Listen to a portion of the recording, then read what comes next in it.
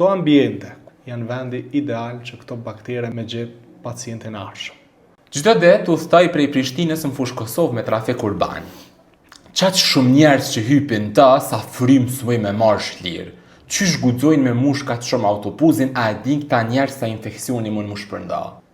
Këto ambiente ku ka shumë njerëz, hapësira ngushtë, ajrosi jo adekuate, janë vendi ideal që këto baktere me gjetë ose virus me gjetë pacientin arshëm.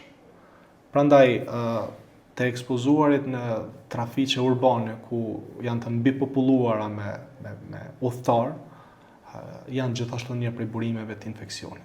Një ndër rekomandimet është që të anashkalohen vendet ku ka grumbullim në masë të njerëzve.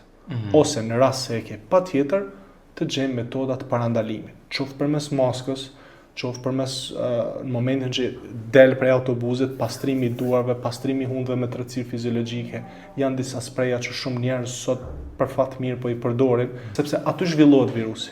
Virusi nuk po hyn në gjak me njerëz. Normal. Virusi prej hundës dikujt tjetër bartet në mukozën tënde, edhe nëse ti jep kohë me u zhvillu, ti do të infektohesh. A kina apel për njerëzit që hypin trafikun urban?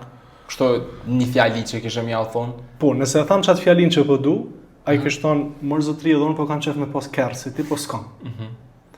Apeli kish me qenë pak ma i përgjithshëm, që me siguru sa ma shumë linja të trafikut, që njerëzit mos me pas nevoj vetëm me një linjë të gjithë me hyp aty.